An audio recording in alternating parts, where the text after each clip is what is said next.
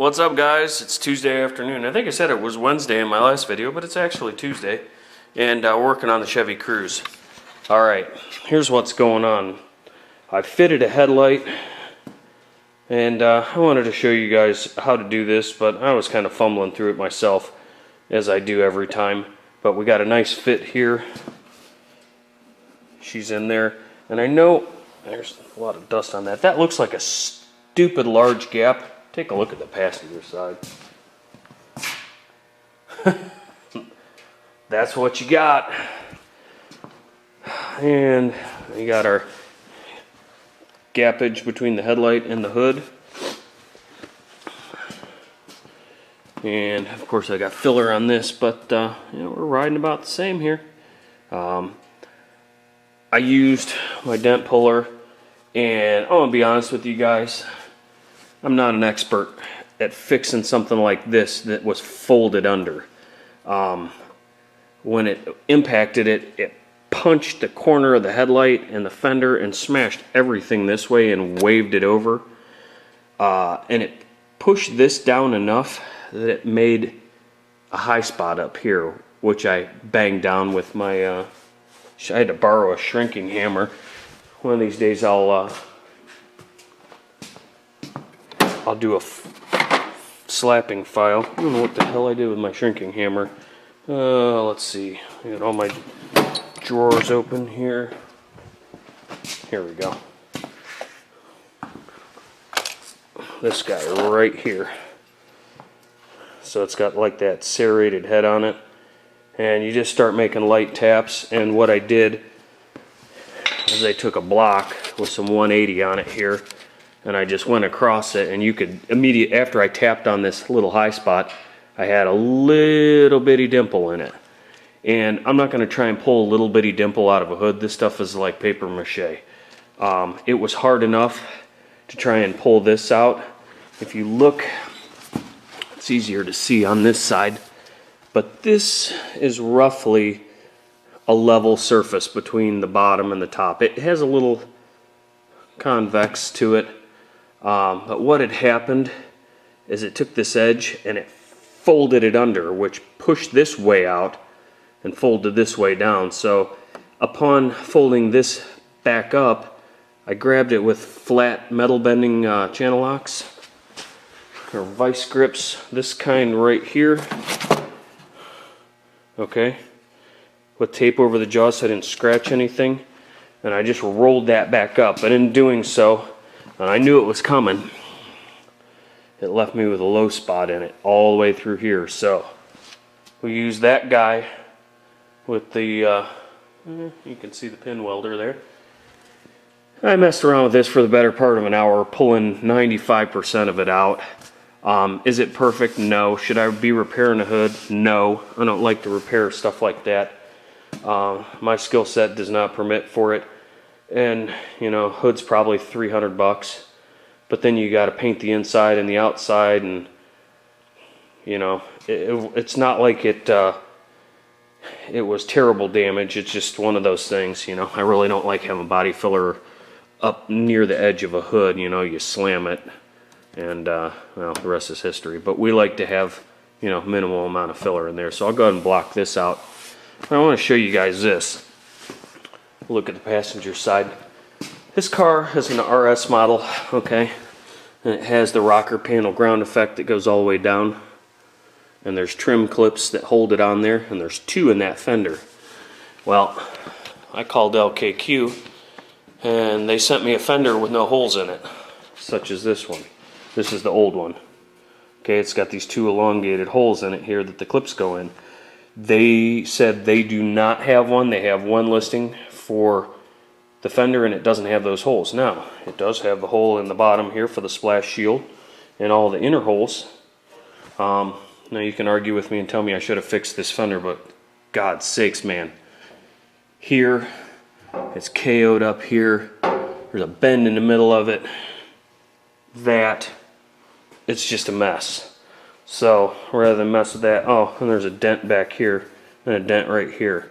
If it didn't have this and this, I might have tackled it.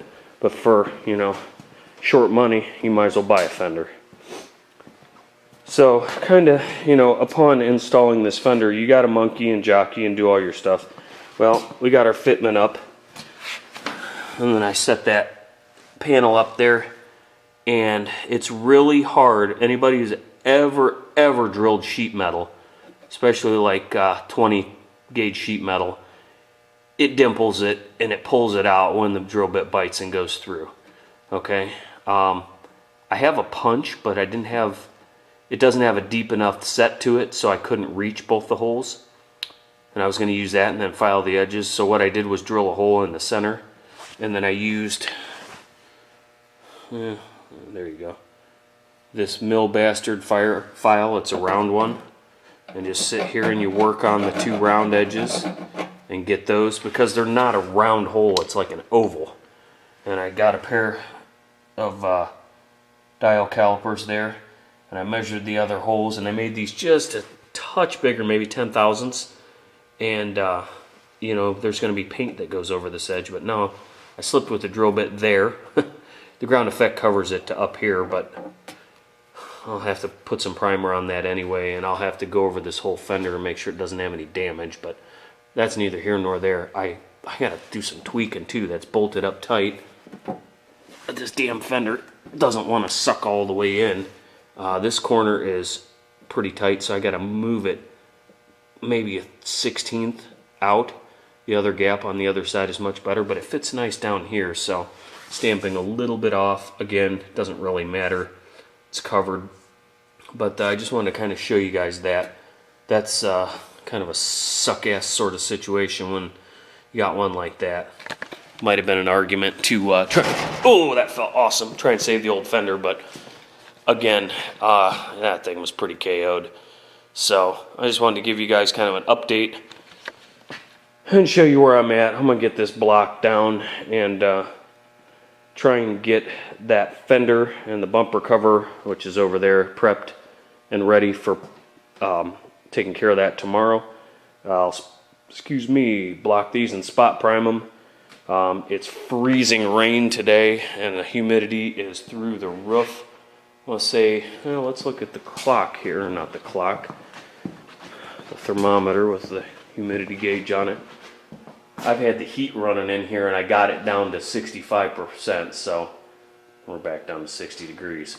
But the good news is we're going to be in the 50s next week. Thank goodness.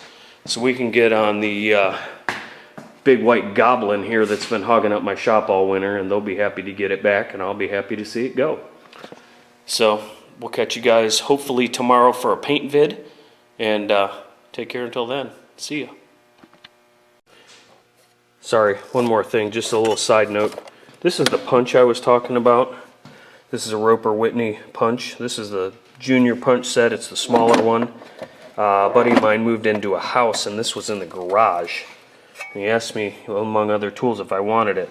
It's awesome, but the biggest die it has is a 9/32 die, and that was not big enough. Those holes are just a skosh under 3/8 of an inch, and that is too small. And this is what I was talking about. I couldn't punch it because the depth or the throat of the punch is not deep enough. So this thing's pretty sweet though. If you guys have never used one of these, we'll use this junk fender for a little example. It's got, I'm going to set this down. Focus. It's got a depth gauge on it right here. You can set for where the hole gets punched if you're working on a piece where you can set that. I was just going to locate them with tape and a Sharpie, but basically I believe I can do this one-handed here. I'm going to fumble around trying to do it, but of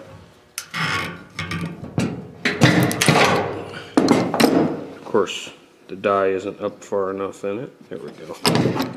Take two.